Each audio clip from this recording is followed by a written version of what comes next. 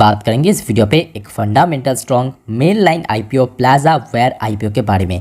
तो जानेंगे इस कंपनी के बारे में, कंपनी करता क्या है, कंपनी का प्रोडक्ट पोर्टफोलियो, कंपनी की बैलेंस शीट कितना स्ट्रॉन्ग है जानेंगे। उसके साथ साथ ये आईपीओ दोस्तों ऑलरेडी बाजार पे ओपन हो चुका है लास्ट फ्राइडे यानी 29 तारीख को। आगे भी और 2 दिन बाजार पे ओपन होगा, यानी सब्सक्रिप्शन स्टेटस भी हम चेक करेंगे। उसके साथ साथ ग्रे मार्केट प्रीमियम यानी जीएमपी कितना चल रहा है इस आईपीओ का, सारे डिटेल आपके साथ शेयर करेंगे। और उसके साथ साथ क्या आपको इस आईपीओ में अप्लाई करना चाहिए या अवॉइड करना चाहिए। तो रिक्वेस्ट करूंगा सबको, वीडियो बहुत ज़्यादा इंपॉर्टेंट एंड इन्फॉर्मेटिव होने जा रहा है, तो प्लीज़ वीडियो को बिना स्किप के पूरा अंत तक जरूर देखना। सबसे पहले कंपनी करता क्या है, तो देखिए कंपनी के नाम से आपको मे भी मालूम पड़ गया, कंपनी बेसिकली एफएमईजी सेक्टर की कंपनी है। जैसे कि आप देख सकते हो पीडब्ल्यूएल यानी Plaza Wires Limited is engaged in the business of electrical wires and FMEG. तो एफएमईजी सेक्टर की कंपनी है, बहुत सारी कंपनी के वेरियस प्रोडक्ट है। चलिए मैं आपको सीधा कंपनी का जो ऑफिशियल वेबसाइट है वहाँ पे जाके दिखाता हूँ। तो आप देख सकते हो ये कंपनी का ऑफिशियल वेबसाइट साइड में लिखा हुआ है प्लाजा केबल नाम करके। तो यहाँ पे नीचे बहुत सारे प्रोडक्ट हैं, जैसे कि ये फ़ैन वगैरह हो गया, ये भी और एक टाइप का फ़ैन है, ये सारी जो केबल्स है। उसके साथ साथ देखिए ये भी बहुत अलग अलग टाइप की केबल्स है, सीलिंग फ़ैन हो गया, इस टाइप का वॉल फ़ैन हो गया, ठीक है। तो ये सारे जो स्टैंड फ़ैन हो गया, ये सारे जो फैंस एंड केबल्स आप देख सकते हो, तो ये मेनली कंपनी का प्रोडक्ट है। और ये सेम टू सेम सेक्टर में दोस्तों एक से बढ़कर एक दिग्गज कंपनी ऑलरेडी बाजार पे भी है। जैसे कि हमने देखा पॉलीकैब इंडिया लास्ट 1 साल में काफ़ी बढ़िया रिटर्न दिया था। सेम टू सेम सेक्टर की कंपनी एफएमजी सेक्टर की वेयर केबल वगैरह कंपनी मैन्युफैक्चर करता है, एक से बढ़कर एक कंपनी। इवन कुछ दिन पहले हमने देखा सेम सेक्टर का, देखिए आर केबल नाम करके एक और कंपनी लिस्ट हुआ था, जिसका वैल्यूएशन काफ़ी हाई था, जिस वजह से हमने देखा था शेयर में लिस्ट होने के बाद कोई बहुत बड़ा तेज़ी हमें देखने को नहीं मिला। उसके साथ साथ और भी बहुत सारे कंपनी जैसे कि फिनोलेक्स केबल है, केई इंडस्ट्री हो गया, यूनिवर्सल केबल हो गया, ठीक है। तो ये सारे देखिए एक से बढ़कर एक कंपनी हमने देखा कि लास्ट कुछ सालों पे काफ़ी अच्छा मल्टी बैगर रिटर्न कमा के दिया। तो ये बेसिकली बहुत ही एकदम सीधे साधा बहुत ही ग्रोथ सेक्टर है, क्योंकि इस पर्टिकुलर फील्ड में हमने देखा मार्केट दिन प्रतिदिन बहुत ज़्यादा एक्सपैंड कर रहा है, बहुत ज़्यादा बढ़ रहा है, जिस वजह से मौका भी बढ़ रहा है, कंपनी भी एंट्री ले रहा है, तो जिस वजह से कंपनी के पास बहुत अच्छा मौका है। अब चलिए ये तो समझ आ गया कंपनी पर्टिकुलर कौन सी प्रोडक्ट मैन्युफैक्चर करता है और कंपनी कौन सी सेक्टर में काम करता है। अब चलिए ये इससे भी ज़्यादा इंपॉर्टेंट है कि कंपनी की फाइनेंशियल परफॉर्मेंस, यानी कंपनी फाइनेंशियली कितना स्ट्रॉन्ग है, क्या ये लॉस मेकिंग कंपनी है, क्या ये कंपनी हर एक फाइनेंशियल ईयर पे अपना ग्रोथ मेंटेन करता है या नहीं। तो चलिए देख लेते हैं। तो सबसे पहले यहाँ पे आप देख सकते हो ऊपर है financial year 20, financial year 21, financial year 22, financial year 23। ये चारों फाइनेंशियल का जो नंबर्स है हम एक एक करके पढ़ेंगे और समझेंगे। सबसे पहले कंपनी का रेवेन्यू जो कि फाइनेंशियल ईयर 20 में था ऑलमोस्ट 1593 करोड़ रुपए। उसके बाद देखिए 21 पे इंक्रीज़ हुआ, थोड़ा बहुत डिक्रीज़ हुआ, क्योंकि हमने देखा था उस टाइम पे लॉकडाउन था, कोरोना काल था, जिस वजह से ऑब्वियसली थोड़ा बहुत व्यापार में इम्पैक्ट आया। तो लगभग 1455 करोड़ के आसपास कंपनी रेवेन्यू जनरेट किया। पर अच्छी बात यह है कि कोई बहुत ज़्यादा हमें गिरावट देखने को नहीं मिला। 22 की बात करें, थोड़ा बहुत यहाँ पे इंक्रीज़ हुआ 1769 करोड़ के आसपास। 23 में थोड़ा और इंक्रीज़ किया 1825 करोड़ के आसपास पहुँच गया, बहुत अच्छी बात है। उसके बाद बात करें कि कंपनी का जो नेट इनकम यानी नेट प्रॉफिट दोस्तों मुझे उतना कुछ खास देखने को नहीं मिला, सिर्फ और सिर्फ 40 करोड़ फाइनेंशियल 20 में।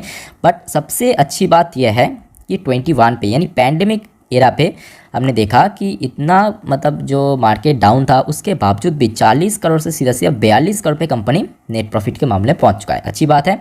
उसके साथ साथ नेक्स्ट फाइनेंशियल ईयर पे सीधा 60 करोड़, फिर देखिए हमने पहुंच गया 75 करोड़ पे। यानी हो सकता है कि कंपनी रेवेन्यू के मामले में 21 पे थोड़ा ड्रॉप देखने को मिले। ऑब्वियसली उस टाइम पे 80% कंपनी का रेवेन्यू ड्रॉप हुआ था, बट कंपनी अपने मैनेजमेंट इतना स्ट्रॉन्ग है, एक्सपेंसेस को कंट्रोल लिया, जिस वजह से कंपनी का जो नेट इनकम है उसमें दोस्तों हमें ग्रोथ देखने को मिल गया। उसके साथ साथ मार्जिन भी कंपनी का लगातार इंक्रीज़ हो रहा है, जो कि एक एक्स फैक्टर आप बोल सकते हो, ठीक है। 2.51 बहुत ही कम था, पर धीरे धीरे इंक्रीज़ हो रहा है, 2.93% हो गया। उसके बाद देखिए 3.41%, रिसेंट फाइनेंशियल ईयर की बात करें 4.14% पे पहुंच चुका है, ठीक है। तो दोस्तों ये हो गया कंपनी की फाइनेंशियल बैलेंस शीट, मुझे तो बहुत अच्छा लगा, बाकी आपको कैसा लगा आप कमेंट बॉक्स में कमेंट करके जरूर बताना। अभी हम बात करेंगे ये जो कंपनी मतलब जो आईपीओ के थ्रू बाजार पे लिस्ट होगा, क्या उसका वैल्यूएशन है। सबसे पहले देखिए ईपीएस अर्निंग पर शेयर ये मुझे थोड़ा बहुत डिसअपॉइंट किया, क्योंकि बहुत ही कम है, बहुत मतलब लिटरली बहुत कम है, सिर्फ और सिर्फ 1.31 20 में था। 21 पे थोड़ा इंक्रीज़ किया 1.39, 22 में और थोड़ा इंक्रीज़ किया 1.95 का, 23 में थोड़ा और इंक्रीज़ किया 2.46 का। बाकी बात करें पी रेशियो, जो भी ये मेनलाइन है पे जिस वजह से लोअर प्राइस बैंड अपर प्राइस बैंड रखा गया। लोअर प्राइस बैंड का जो पी रेशियो है 20.73, अपर प्राइस बैंड का जो पी रेशियो है 21.95। RONW यानी रिटर्न ऑन नेट वर्थ 11.3720 में था, मतलब 2020 फाइनेंशियल ईयर पे। उसके बाद थोड़ा बहुत ड्रॉप हुआ, फिर 13 के आसपास पहुंच गया, फिर 14 के आसपास पहुंच गया, मतलब थोड़ा थोड़ा इंक्रीज हमें देखने को मिला। ROC की बात करें 13 था 2020 फाइनेंशियल ईयर पे, उसके बाद 21 में थोड़ा बहुत डिक्रीज़ किया, उसके बाद 14 हुआ, उसके बाद 16। ठीक है, ये ROCE।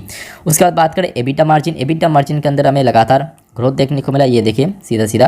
बट एक चीज़ यहाँ पे आपको ध्यान में होना चाहिए कि कंपनी एकदम से डेट फ्री कंपनी नहीं है, मतलब कर्जा मुक्त कंपनी नहीं है। कंपनी को कर्जा है, जो कि डेट पर इक्विटी फाइनेंशियल ईयर 20 में था 1.03 का, उसके बाद थोड़ा बहुत इंक्रीज़ किया था 1.1। उसके बाद कंपनी लगातार अपने डेट को मैनेज किया, इवन उसके अंदर गिरावट भी देखने को मिला, जिस वजह से डेट पर इक्विटी जो है लगातार ड्रॉप हुआ।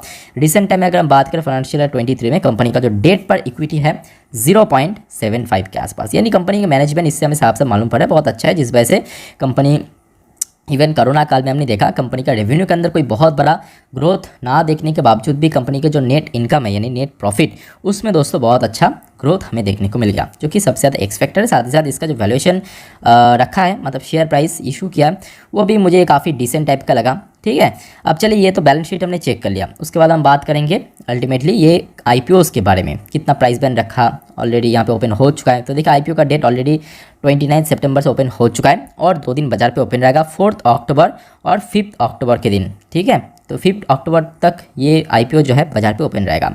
उसके बाद बात करें फेस वैल्यू 10 रुपये फेस वैल्यू वाला शेयर है।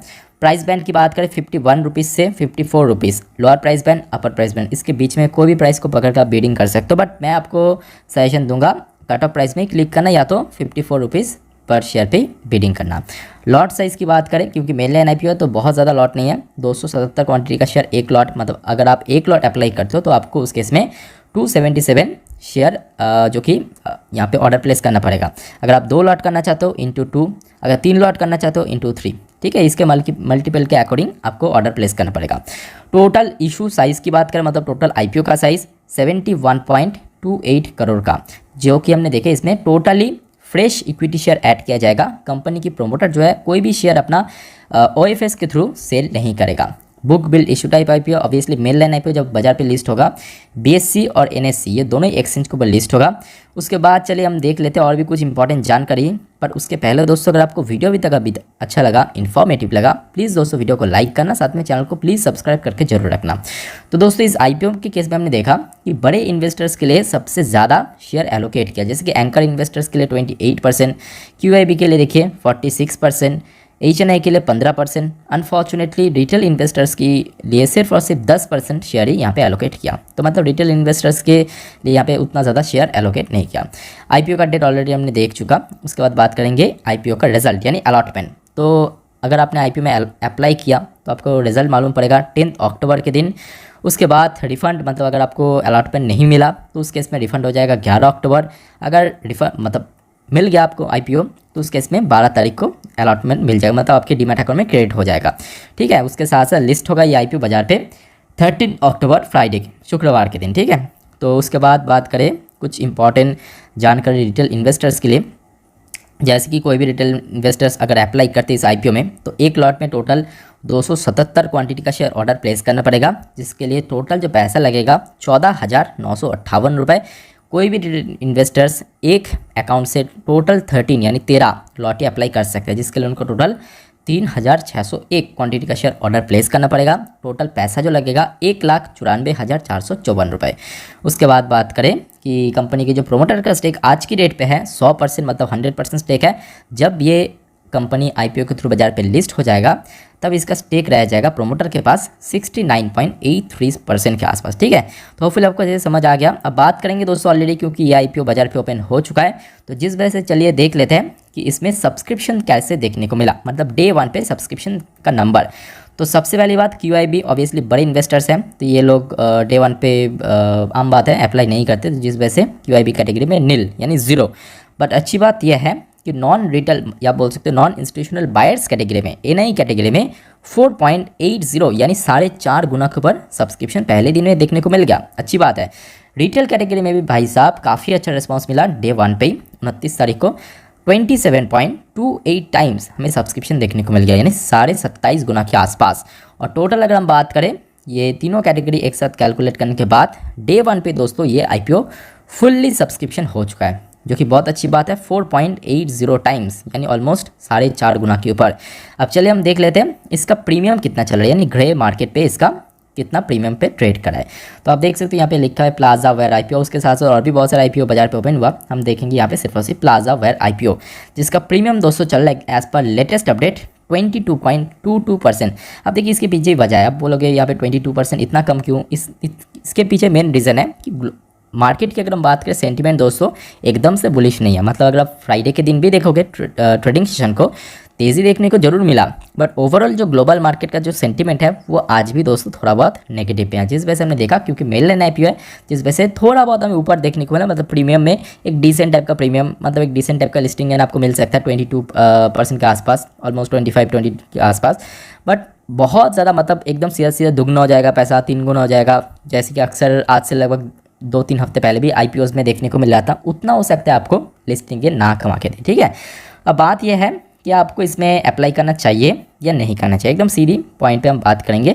तो सबसे पहली बात देखिए, हम अक्सर अप्लाई करते हैं कोई भी IPO में किस वजह से? ऑब्वियसली अच्छे लिस्टिंग गेन पाने के लिए, राइट। अब देखिए इसका प्रीमियम चल रहा है सिर्फ 22-25% के अराउंड, ठीक। तो उस केस में आपको बोलूँगा कि पहले दिन अगर आपने अप्लाई कर लिया, चलो ठीक है कोई बात नहीं, छोड़ दीजिए। अगर आपने सेकंड डे अप्लाई करना चाहते हैं तो उस केस में आपको बोलूँगा थोड़ा वेट कर जाइए। ये IPO और भी बाजार पे ओपन रहेगा 5 तारीख तक। तो आई थिंक अगर बड़े इन्वेस्टर्स की कैटेगरी में काफ़ी अच्छा रिस्पांस मिल गया तो ये सारी चीज़ को देख के 5 तारीख को यानी 5 अक्टूबर के दिन दोस्तों आप अप्लाई करना। अदरवाइज़ अगर प्रीमियम में गिरावट हो गया तो उस केस में मैं आपको इन्फॉर्म तो कर दूंगा। हर रात की जो 9:30 की वीडियो आता है वहाँ पे मैं आपको IPOs के रिलेटेड सारे जानकारी दे देता हूँ, हर एक IPO का GMP का अपडेट। तो वो वीडियो एक बार देख लेना, बस देख के अप्लाई कर लेना, ठीक है।